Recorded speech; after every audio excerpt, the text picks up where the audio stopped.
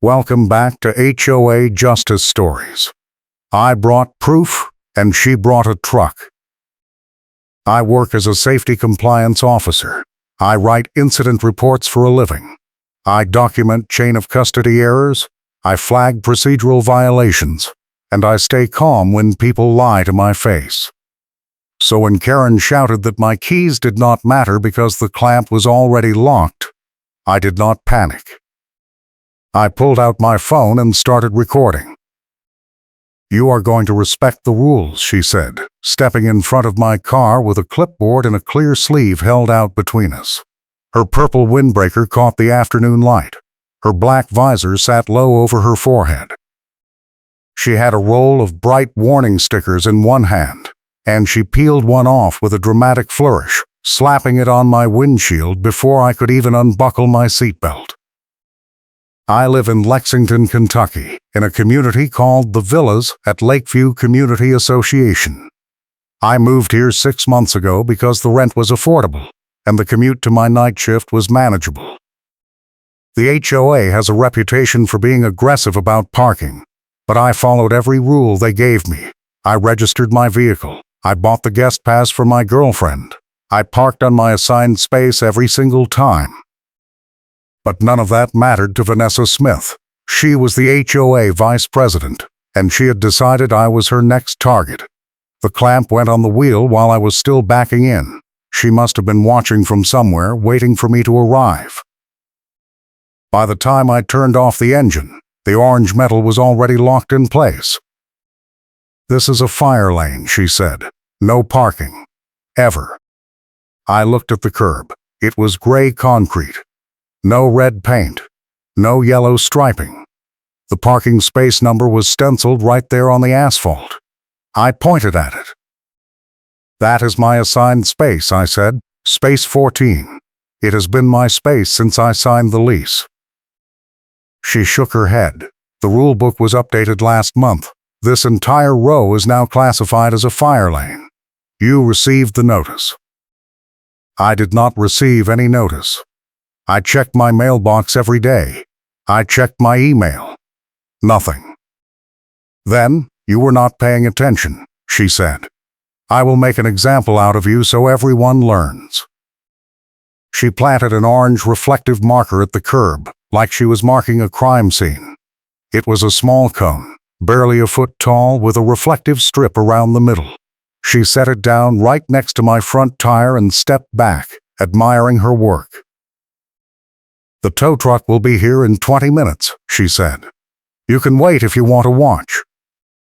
"I am not leaving my car," I said. "You do not have a choice," she said. "The clamp stays until the tow company removes the vehicle. Then you can pay the impound fee and the immobilization fee and the fine. Total is going to be about $600. I felt my chest tighten. I had a closing appointment scheduled for tomorrow morning. I was buying a small condo across town, and any lien or tow record on my file could blow the whole deal. My lender had already run the title search. Any last-minute surprise could push the closing back by weeks, maybe longer. I could not afford that. I could not afford any of this. "Where is the fire lane marking?" I said. "Show me the ordinance." She tapped the clipboard. "It is all here. Board resolution. Signed and filed. You are not the first person I have corrected, and you will not be the last." I stopped arguing and started collecting, because the end game was already set. I took photos of the curb. I took photos of the parking space number. I took photos of the orange marker. I took a photo of the clamp itself, zooming in on the serial number stamped into the metal. I took a screenshot of my lease showing space 14 as my assigned spot. Then I pulled up the county ordinance database on my phone and started searching for fire lane regulations. Vanessa watched me the whole time, her arms folded across her chest. She did not look worried. She looked bored.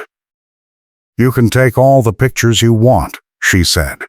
"It is not going to change anything." A car pulled up behind us. A neighbor got out. an older man with gray hair and a tired expression. He glanced at the clamp on my wheel and shook his head. "This happened to me too," he said quietly. "3 months ago. They towed me from the same spot. I had to pay $400 to get my car back." "Did you fight it?" I asked. He shrugged. "I tried. Management said the board voted on it. I asked for the meeting minutes and they never sent them." The tow truck arrived exactly 20 minutes later. It was a white flatbed with amber lights flashing across the top. The driver got out, a younger guy in a reflective vest, and walked over to check the clamp. Vanessa handed him a slip of paper. I could not see what was on it, but she pointed at my car and nodded. "Is this the one?" she asked. "Yeah," he said. "Authorization says space 14, fire lane violation." I stepped forward. "Can I see that authorization?" He glanced at Vanessa. She shook her head. "That is HOA property," she said. "You do not get to see it." "I am the vehicle owner," I said. "I have a right to see any tow authorization that lists my plate number." The driver hesitated. He looked uncomfortable. He pulled out his phone and made a call, walking a few steps away. I heard him say something about needing confirmation. Vanessa followed him, talking in a low voice. I could not hear what she said, but the driver nodded and hung up. "Sorry, man," he said. "I have my orders." I pulled a folded sheet of paper from my back pocket. It was a copy of my lease. I had printed it that morning just in case. I held it up so the driver could see the section that listed my parking space assignment. "This is my lease," I said. "Space 14 is assigned to me. There is no fire lane designation anywhere in this document. If you tow this car, you are acting on a fraudulent authorization." The driver stopped. He looked at the paper. He looked at Vanessa. "Is that true?" he asked. "Of course not," she said. "The lease is outdated. The board updated the parking map last month." "Show me the updated map," I said. She did not answer. She just turned to the driver and pointed at my car. "Do your job," she said. The driver shook his head. "I need to see the updated map. If there is a dispute, I cannot tow without proof." Vanessa's face turned red. She pulled out her phone and started dialing. She walked away, talking fast. I heard her say something about insubordination and breach of contract. The driver leaned against his truck and waited. She was on the phone for 10 minutes. When she came back, she looked even angrier. "The management company is sending someone," she said. "You are going to regret this." "I am documenting everything," I said. "If you want to keep escalating, go ahead." She stared at me. Then she turned and walked back to her car, a silver SUV parked 2 rows over. She got in and slammed the door. The driver looked at me and shrugged. "I am going to wait for the manager," he said.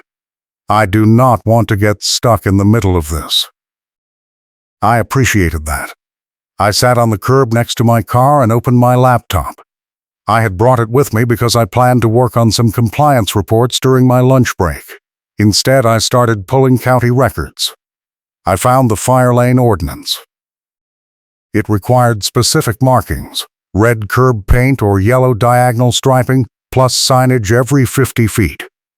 None of that existed in this parking lot. The curb was plain gray concrete. There were no signs. I also pulled the HOA bylaws. They were public record, filed with the county clerk. Section 12 covered parking enforcement. Any change to parking designations required a 2/3 vote of the full board, plus written notice to all residents at least 30 days in advance.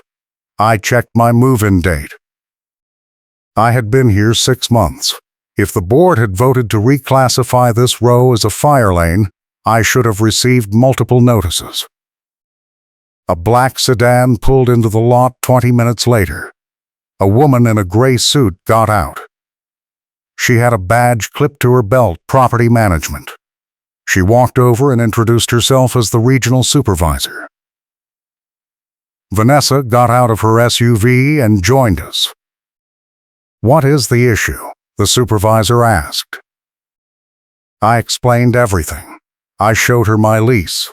I showed her the county ordinance. I showed her the curb with no markings. I showed her the section of the HOA bylaws that required written notice for parking changes. The supervisor looked at Vanessa. "Did the board vote on this?" "Yes," Vanessa said. "Last month." "Do you have the meeting minutes?" Vanessa hesitated. "They are being finalized." The supervisor frowned. "You cannot enforce a parking change without finalized minutes. You know that." "The vote happened," Vanessa said. "I was there."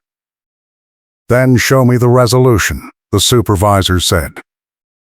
Vanessa pulled out her phone. She scrolled for a minute, then stopped. Her face went pale.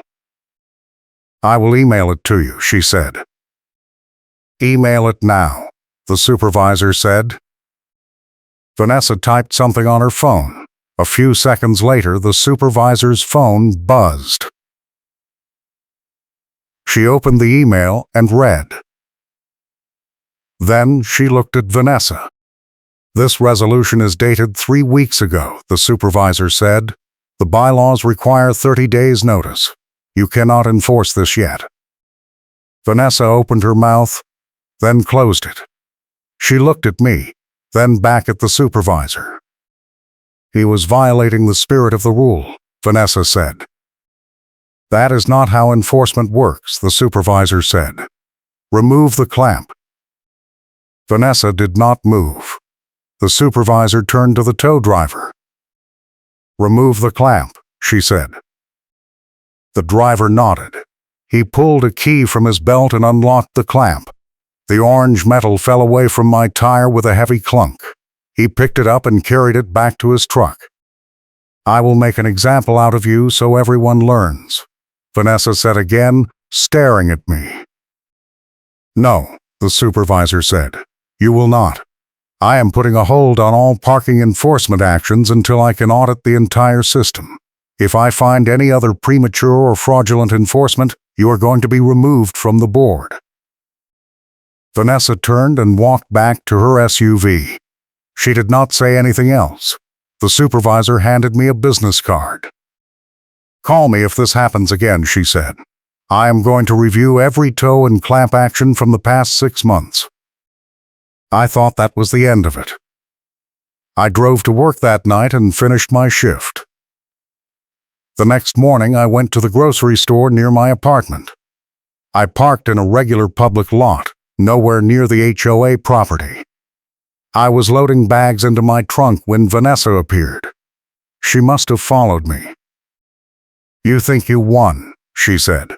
"You think you embarrassed me in front of management." I did not say anything. I kept loading groceries. "You are going to pay for that," she said. "I am filing a complaint with the board." Harassment, intimidation, threatening behavior. I did not threaten anyone. I said, "You recorded me without consent," she said. "That is illegal in Kentucky." "Kentucky is a one-party consent state," I said. "I can record any conversation I am part of." She stepped closer. "I am going to make sure you never feel safe in this community again," she said. "Every time you park, every time you walk to your mailbox, every time you take out your trash, I am going to be watching." People around us were staring. A couple of bystanders pulled out their phones and started filming. Vanessa did not notice. She kept talking, her voice getting louder. "I will make an example out of you so everyone learns," she said for the 3rd time. "You are not special. You are not above the rules. And when I am done with you, you are going to wish you had just paid the fine." One of the bystanders stepped forward. "Excuse me," he said. "You need to back off." Vanessa turned and glared at him. "This is none of your business." "You are harassing this guy in public," the bystander said. "I got the whole thing on video." Vanessa's face went white. She looked around and seemed to realize for the first time that people were filming. She stepped back, adjusted her windbreaker, and walked away without another word. I thanked the bystander. He sent me the video file right there, airdropped to my phone. That same afternoon, I received a letter in my mailbox. It was from the HOA on official letterhead. The letter stated that I was being fined $200 for parking in an unauthorized zone and an additional $100 for failure to display a valid guest pass. The letter was signed by Vanessa Smith, HOA Vice President. If you are enjoying this story, please hit the like button and subscribe for more HOA nightmares and parking enforcement chaos. I read the letter 3 times. The dates did not match. The fine was dated 2 days before the clamp incident, but it referenced a guest pass violation that had not happened yet. I checked my records. My girlfriend had visited the previous weekend, and I had given her the guest pass on a lanyard. She had displayed it on the dashboard the entire time. I had photos. I called the management company. The regional supervisor answered. "I just received a fine that references a violation that did not happen," I said. "Can you scan it and email it to me?" she asked. I did. 5 minutes later, she called me back. "This signature is wrong," she said. "What do you mean?" "The signature does not match Vanessa's signature on file," she said. "Someone else signed her name. Or she forged it." "How can you tell?" "I have samples from every board member," she said. "Part of the onboarding process. The signature on this fine has a completely different slant and letter spacing. I am going to escalate this to the board president." The board president called me that evening. His name was Martin, and he sounded exhausted. "I just got off the phone with the management company," he said. "This is a mess." "I did not create this mess," I said. "I know," he said. "Vanessa has been acting on her own for months, issuing fines, ordering tows, threatening residents. We have had complaints, but she always said she had authorization. I believed her." "Did she have authorization?" "No," he said. "I just reviewed the meeting minutes. There was no vote on the fire lane change. There was no vote on the guest pass fines. She made it all up." "What are you going to do?" "I am calling an emergency board meeting," he said. "Tomorrow night. I want you there." I attended the meeting the next night.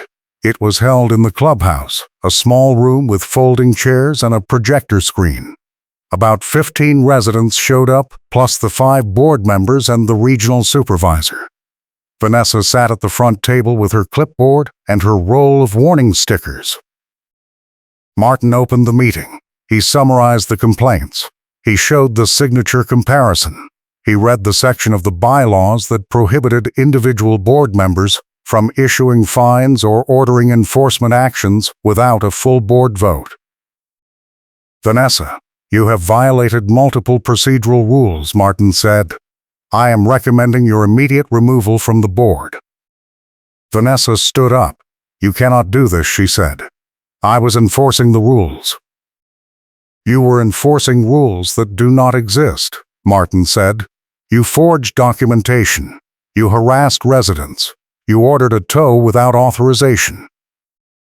"I did what I had to do," she said.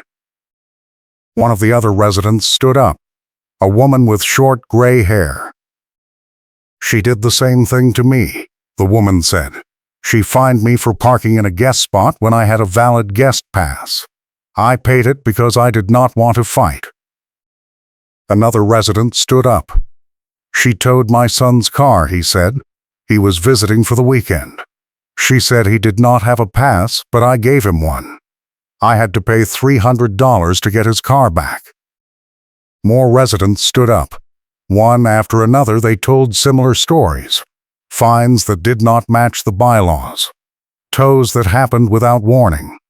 harassment in the parking lot and at the mailboxes. Vanessa sat down slowly, her face pale. The board voted. It was unanimous.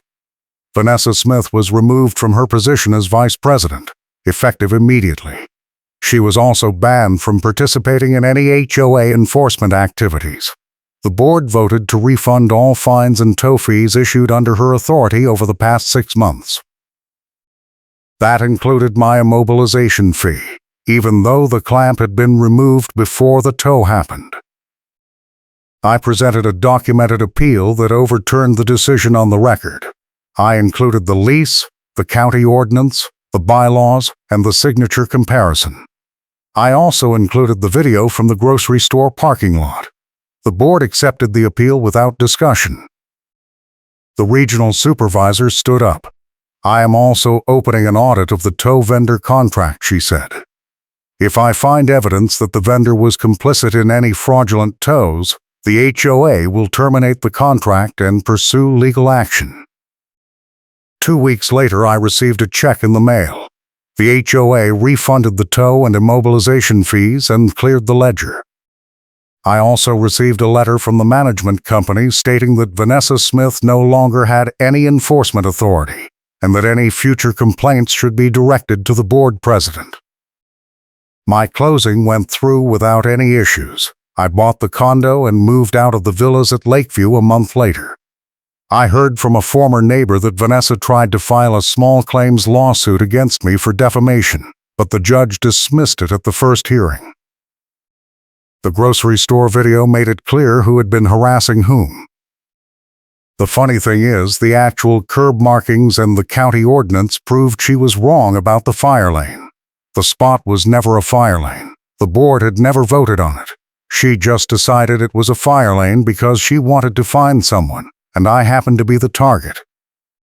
That single decision unraveled everything.